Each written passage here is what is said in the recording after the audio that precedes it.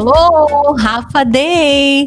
So we are here. Welcome to our Pwipwi POV. Yes, we have some technical problems on Facebook, but please, if you are here with us, share this live on YouTube with your friends, with your group in the church.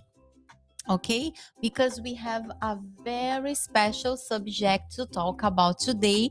But before, I would like to introduce my friends. I'm here always with my friends. Hello, I'm Jasenia. Welcome back to our show. And Hi, I'm Kajian. I'm from Chuk, but I'm born and raised on Guam. okay, and our other friend.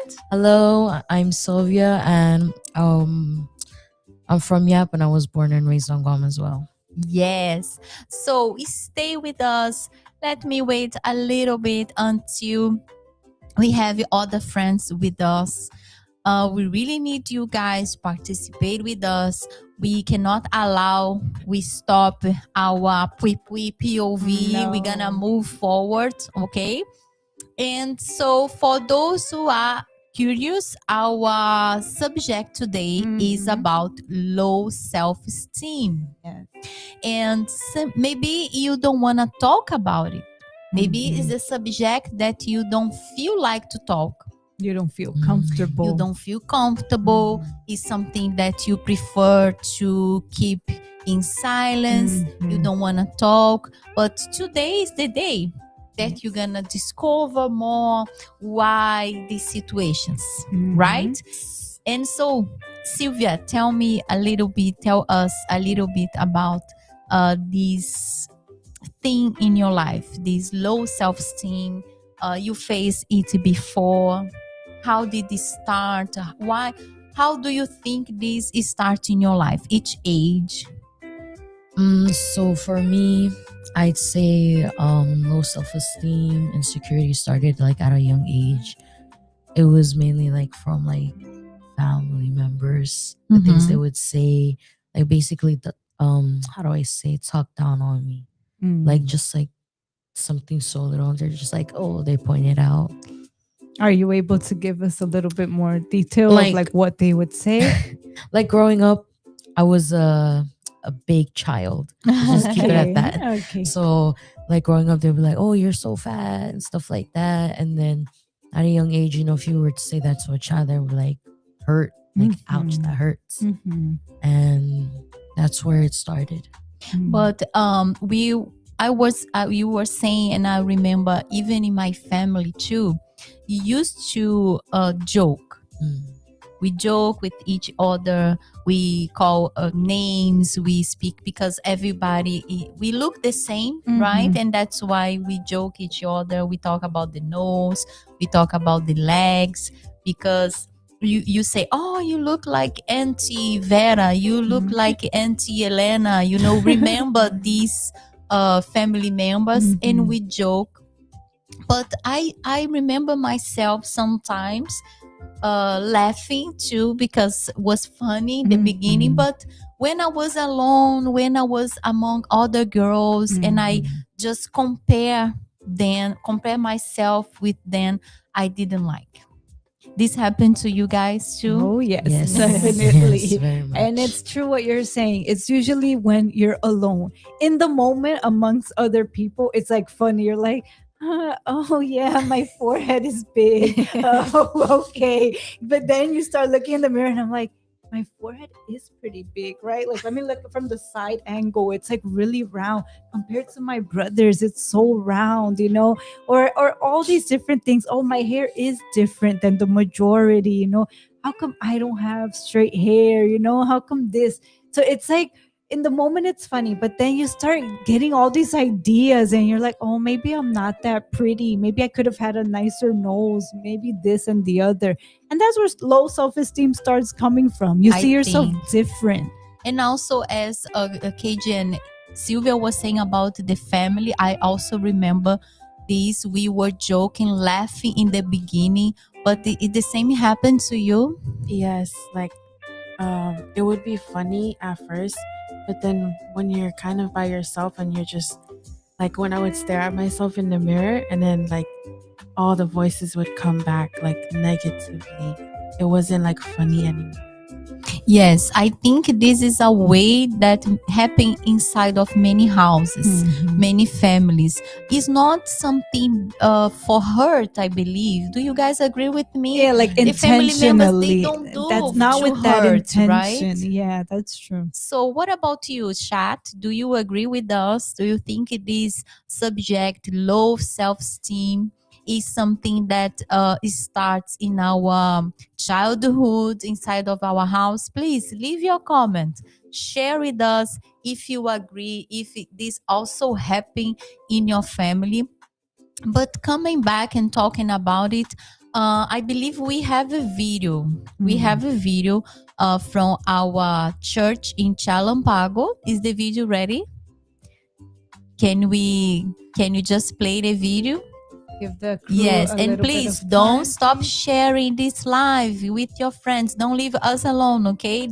We cannot allow the Facebook problems stop us, guys. Let us move forward.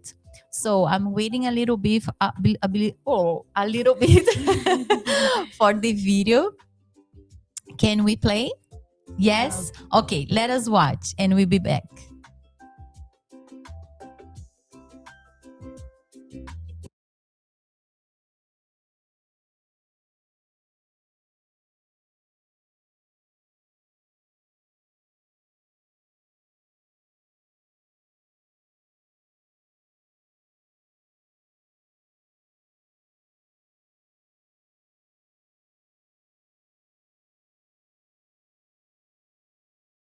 Back. As you notice, we still having some technical problems, but we're not gonna be down. We're gonna overcome.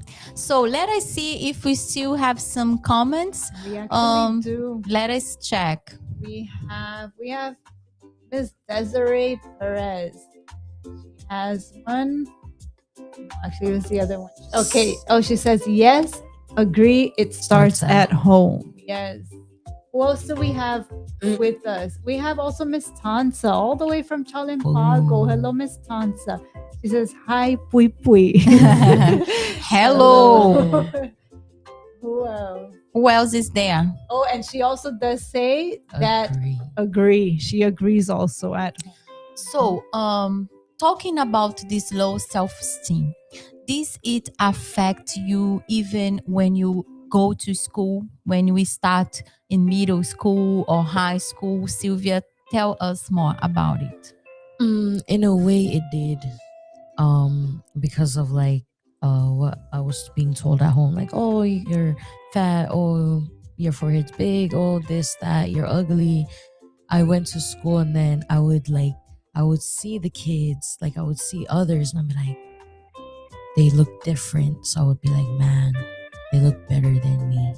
I'm ugly, they can be someone or something. I can't. So that was basically like how I was in school. And this was difficult for you to make new friends. This makes you like close yourself, isolate yourself. Yes. In a way it did, but in a way it didn't really like stop me fully, because like growing up, because of like the things I was being told, I had to grow to this mindset where I was like, no, why should I care? Like, if it's true, then it's true. If it's not, then who cares? So I just like, it didn't really affect me with making friends, though at times I would think I'm being a little too annoying. So you were being too annoying. Yes. But in what sense? Like in the sense like I'm like talking too much, or like how do I say, being a little pushy, like trying to become friends or make friends. So I believe it's not many people who admit, right? As we were saying, everything starts with a joke just among the family. But you, KGN, do you think why it's so hard for people just admit they keep it inside, especially girls, especially in our Micronesian community? Can you talk about it, please? I think it's like hard, especially as a Micronesian young girl, because like everyone, they like they care about how they look, and they always like challenge on like social media with how they look. So for them to admit it in front of a crowd is like saying, like admitting that you're a loser. And a lot of girls don't like admitting that they're losers. But So wait. Explain challenge. You said they challenge on Facebook. What do you mean? like how they look when they do their dancing. Mm, So Like- they like TikTok. Yeah, This like those. okay. So like they dress up a lot just for those challenges, Like to look Like better they than make- other girls. to be more famous than other girls. So I believe the social media, because I'm from another generation. Another era. I'm from like It's other okay, time. yeah, But I think now the social, in my time it was already hard, because when we started dressing ourselves to go out, there is some kind of parties with the teenagers, the youths, and always was a preparation. Yes. I'm talking here and I'm transporting myself when we remember this time. So me and my friends, we were, oh, what about this clothes? Do you like these pants? Or if I do this in my hair, we always were together doing our nails together, doing our hair. And always we compare. I always compare also myself, because as you notice, I have A gap. In a your- gap on my Mm. teeth. And my friends, they didn't. They have their teeth so nice, so perfect. And I used to ask my mom, my dad, oh, can you help me? Can you take me to the dentist to fix it? And they did, but it was hard to fix. And so, and for one time, I was insecure with that. But I have a good parents, and they always say, oh, you look special.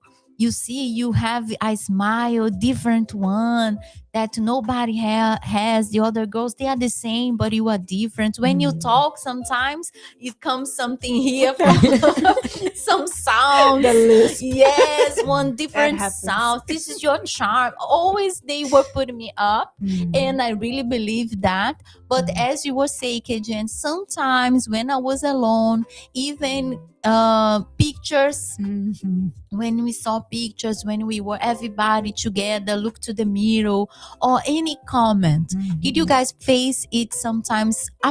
Like Sylvia said, one comment, oh, I like this dress, but if you have less, your legs was, oh, this pants is nice, but you have a big legs, maybe it's a little tie on you. You guys heard this type of comment, and you thank you, but was not a good comment. Um, yes, especially like when shopping. That's the Shopping, big exactly. Because like for me, every time I like, it's not that I shop alone. Of course, I shop with a parent, like my mom. So every time we go shopping, I look at a specific clothing. I'm like, oh, this. And then they're just like, you can't fit it. And then I'm just like, okay. And they're like, this is why you need to lose weight. And I'm just like, Yes. thank you. Okay, Jen, some experience. Maybe a friend, she said, oh, you're so pretty, but if you change this and change that, you heard this sometimes? Yes, a lot. It like when we would go shopping for school, we have to wear a certain like pants. But when I couldn't find like my size, then because of I couldn't find like a female size, so then I started dressing like a boy because I could only fit in boys' clothes. And so, just saying that you face this kind of situations also, yeah. all the way from New York City. All the way from New York How City, was yes. that in New York? So it was very hard for me, actually. I can say, oh my God, I'll stay here all day saying about stories, but I had a problem. So, for example, there's people who complain about their big legs. I had low self-esteem about having such skinny legs. And not only skinny, but long legs. So what would happen to me? You couldn't find pants. You had to go to the boys section. I couldn't find pants that were long enough. So they were like, like when you go fishing and you have those high water pants, that's what I had. I had high water pants and my legs were so skinny. So everything was so loose. It looked really bad. So I would get teased a lot about that. I would get bullied. And then I felt so bad. I was like, why am I so skinny? Look, my cousins have big legs. My cousins got hips. What's wrong with me? Like, I'm not normal. What happened to me? And my dad, he's a great dad. I love my dad. But you see how he would be like, no, you're special. He'd be like, no, you have like legs like a spaghetti, spaghetti legs. Like, no, you have to gain weight. You have to eat more. You have to do this. And it was so hard for me because I was like, as much as I eat, I can't get bigger legs, I can't. So I would feel really bad, and I'll compare myself so much to other girls and be like, I wish I could be different. God, why did you make me so ugly? I would even blame it on God. That's how bad it was, and I'll be, make me prettier, God, make me prettier. And I know that this happens to a lot of girls, but many times they just keep it to themselves, so then I a lot of times would keep that to myself and try to solve the problem, but it's like, this is who God made me. So I had to, eventually I had to accept it. And so we, as you see, we have many things to talk about the subject. Is something very helpful because we're gonna find out that all of us, this belongs to the past, right? Yes, we don't of suffer course. this anymore, but maybe it's the reality of many right now. Yes. And so please, chat, help us. Let us spread this live. Let us share with our friends, encourage them to stay with us. And please don't stop, leave your comment if you heard this type of comments when we were a teenager or youth, or maybe last week. Yeah, that's true. You too. heard a kind of comment that was not good. You put yourself even down. And please share with us if you want. But I would like to know, the video is ready, the video from Chalampago. Okay, stay with us, let us watch, and we'll be back.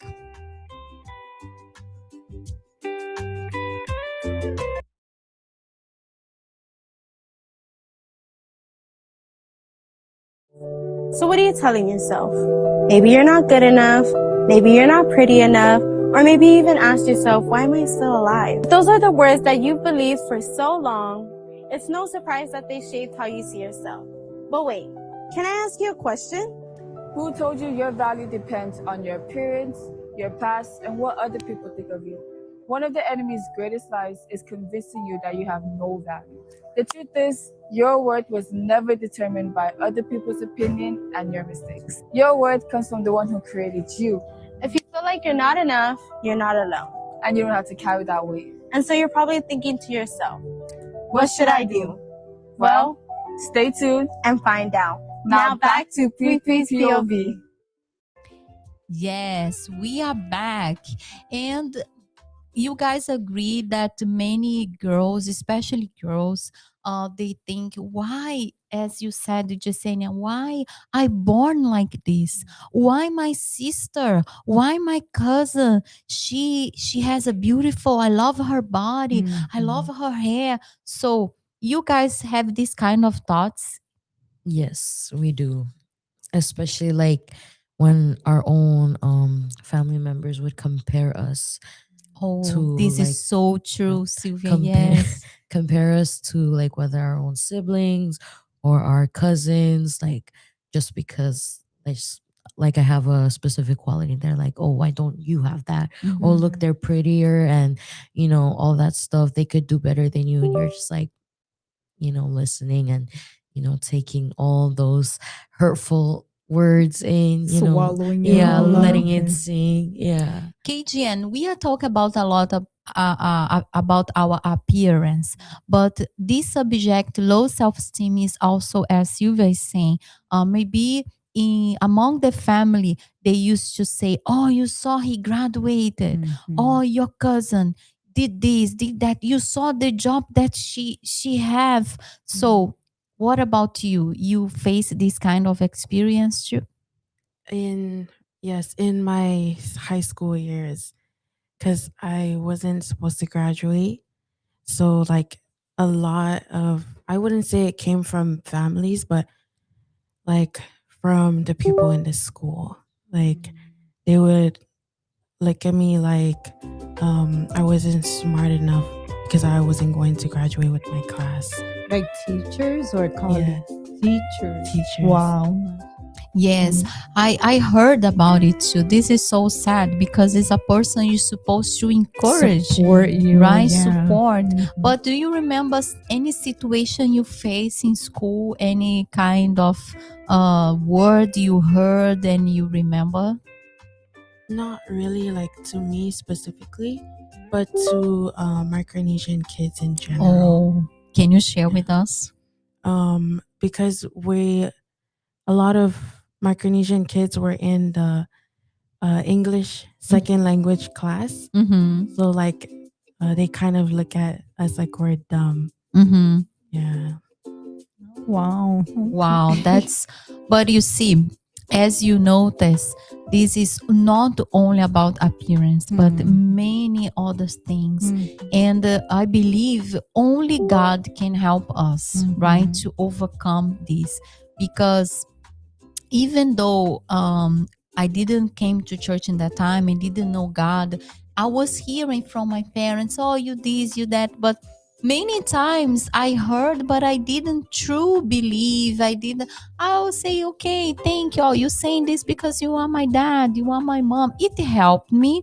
They didn't put me down, but I only start to love myself completely and accept me, when I found the Holy Spirit, when I found God. Is the same, guys, happen with you? How was this turnaround? I agree. It was more like I didn't care about what other people think. Like, it doesn't really bother me. Like, my appearance, like, I don't need to take a picture and then like worry about like, oh, filter, oh, I need to, make this look like this. No, I didn't have to worry about that. I was just like, God made me who I am. He made me like this. This is what he likes. So of course I'm gonna look like this. As much as other people wants me to change, or I myself want to change that, God says otherwise. So and isn't the greatest thing like that we are all unique? Like none of us look exactly the same. Imagine looking at everyone. Everyone is exactly the same. That's crazy. No. It's so true. it's like God made us so individual. He's like gave you a type of hair, me a type of hair, everybody a different type of hair, nose, shape of Bodies. lips, bodies, but we're all in his image, in his liking. That's how he formed us, so that's what makes us so special. Nobody's exactly the same. Not even twins. Identical twins are not even the same. They even have their little differences, so I think that's what's so special, that God took his time to make everyone different. And it's sad how sometimes we don't appreciate that, and we kind of are bothered by how he made us. It's true. So let us take a look in our verse of the day, because it's totally match what we are saying right now. Do we have it? So let us read together. It says, For the Lord does not see as man sees. For man looks at the outward appearance, but the Lord looks at the heart. So this is so true, and this is in the book of 1 Samuel 16:7, and this is the moment when the prophet was looking for to anoint a king. So, and David was there among his brothers that looks so strong, yes, and he was skinny. He was the youngest one. He was the last one. He was short. It's not like appearance to be a king. And this is what our God does. He don't look to our outward, right? Appearance. He looks how we are inside. He's the one he chooses. And if you are watching us, if this live finds you, even in you are watching us, it's not in vain. Maybe you have a problem. Accept yourself, or even thinking about to end your life, or you are depressed inside the house, you don't want to talk to people, you always want to hide yourself, or you are this kind of person, you everything you want to be like very close. So let us watch now a testimony, and we'll be back with all of you. Okay, let us see the testimony now to help all of us.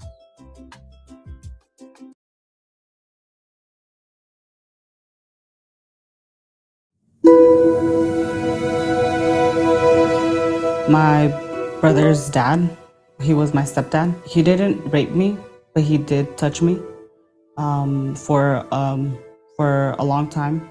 It was for a while. Like, I knew it was wrong, but I wasn't able to, put it into pieces, like to speak up about it. I felt afraid, of what he could do, because before he left, he started being really abusive, not just toward my mom, but towards me as well. The school got involved, and the police obviously got involved in everything, and he did go to jail.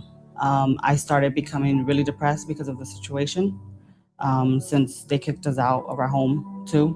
So, and my mom had just had a baby, so I felt, that pressure. I felt guilt, within me. At first, I was in denial that it was depression. I didn't believe it was depression, but there was times where I also started having insomnia. I couldn't sleep at night. There was days that I would go being awake, not being able to sleep at all, staying up at night, and I started having sleep paralysis. So I couldn't sleep. I didn't want to sleep. I felt scared. Throughout the years, I did have thoughts of suicide. I felt like that was the only way out. I tried to fill that emptiness by, going outside, like to parties, to clubs. I started smoking marijuana. I started drinking as well. There was a point where I was just like, I don't want to do this anymore. I don't want to do this anymore. When you look at your life, you look at your problems, it's very common. That's when my mom, she called me and she said, hey, turn on the TV, the program is on. And I said, okay. So I turned it on, and it was like 12 midnight, almost 1 a.m. And so I watched it, and I really didn't pay attention to it, but she told me to watch it. So I went ahead and watched it, and she started coming to church. And one day I just said, no more. Like, I just want to, get over with. It wasn't easy. It wasn't an easy transition. It wasn't from one day to another. It was years with depression. It was years with all that anxiety and with that guilt within me. I started, seeking God's presence. I started, believing. I decided to, give my life to him and say, what more can I give? What more can happen? So I decided to, stop everything, stop smoking, stop going out, and decided to, give my life to God. I had to go ahead and forgive that person, forgive him for what he did to me, and that was affecting me. Even though he wasn't with me anymore, it was affecting me, and I didn't realize that. So the day that I decided to, forgive him, that was the day, I felt free. I felt like something came off my shoulders. I started seeking more of God. I was asking God to give me the Holy Spirit. That's all I wanted to do. I started the fasting, praying more, reading the Bible more, giving it my all. Every time that they would say, seek for the Holy Spirit, always seek. There's nothing else that I want or I desire more than to have your presence within me. So once I received the Holy Spirit, I felt such warmth, such peace, such love, that love that I've been seeking for, that peace that I've been seeking for, his presence within me. It was probably one of the best days of my life, and I couldn't, wait to tell all my friends and family, that I had received something from God that I've been looking for and that I've been searching for like a very long time. No more depression. I'm able to sleep at night. Sometimes I get home and I knock out, I wake up happy. I wake up amazed, because I still can't believe that I was a person with depression. So I took advantage of that situation, that bad experience in my life, and I turned it into something that I can help the youth.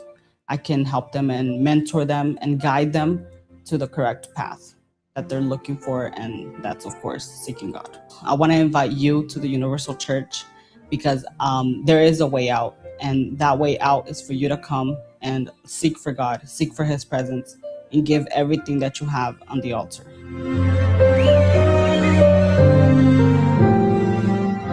These are results of faith.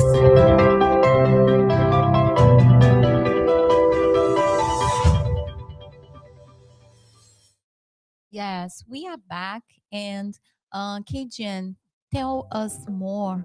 There was anything in your life that you avoid, that you didn't go because of low self-esteem? You say, no, this is not for me. Anything like that?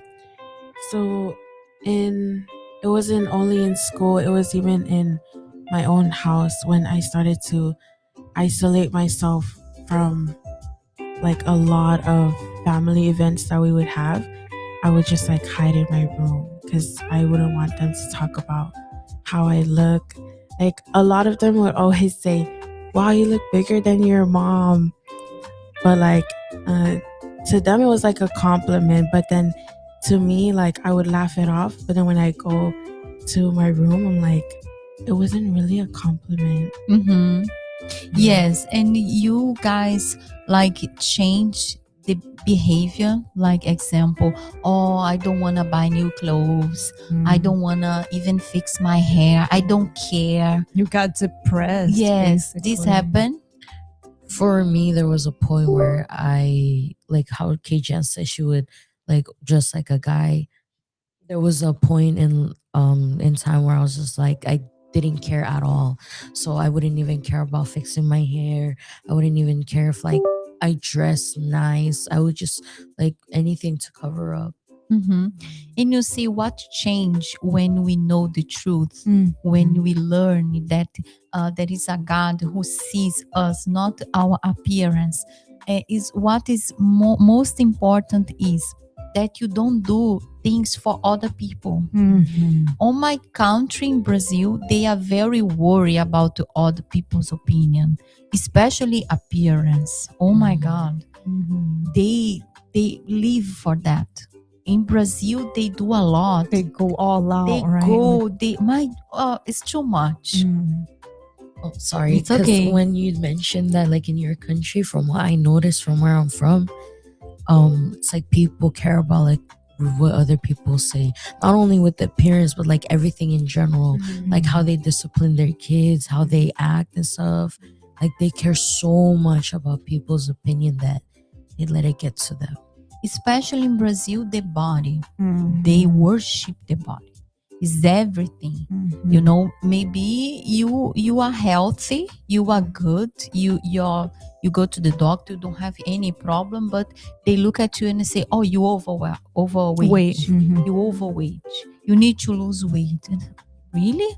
So why? Because for them, the model is everyone needs to fit in that body.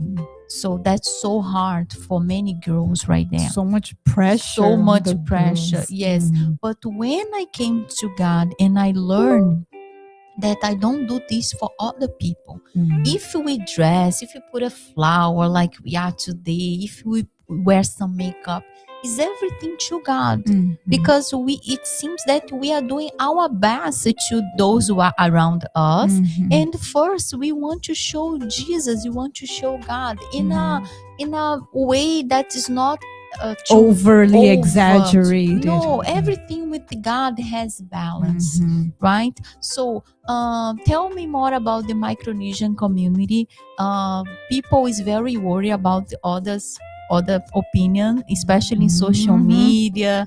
How is it? Like, I would say the number one thing they say when they discipline you is, what do you think the others are gonna say? Got it. And what about, oh, I got a nice job. They want to show it to everyone, just to, oh, I got it, just to show that they succeed. It's like that? Or do they criticize you because you got It's like good more job? they criticize because you got something that they themselves don't have. So, sorry. Go ahead. No. You go were ahead. explaining to us about school that your teacher was Oh, yes. surprised because you behave in a different way. How was it? So for me, I remember it was in middle school, and I was shocked as well, because I remember my teacher asked me, "Why are you different from everyone else?" And then I was like, "What do you mean?" And then my teacher was like, "Because everyone else referring to the Micronesian community, everyone else is like, misbehaving, they're not really well disciplined, they're not even doing their work, they're not even paying attention, they don't even have good grades." And then I just like, I didn't know what else to say. I was just like, whoa, it's crazy. Like, even the teachers who were expecting to, at least be the ones to like lift us up was actually putting us down. And yeah. But you see, with God is the totally opposite. He's the one who chooses, that one who means despise it, right? I can talk about the universal church. The universal church always is in a place that nobody wants to be there, right? And is very welcome people, even though who have any disability or came from a background. So everyone, universal, everyone is welcome. This doesn't happen. We love to be close to those they think they are nothing, Who because are despised, yes, who are despised. left out.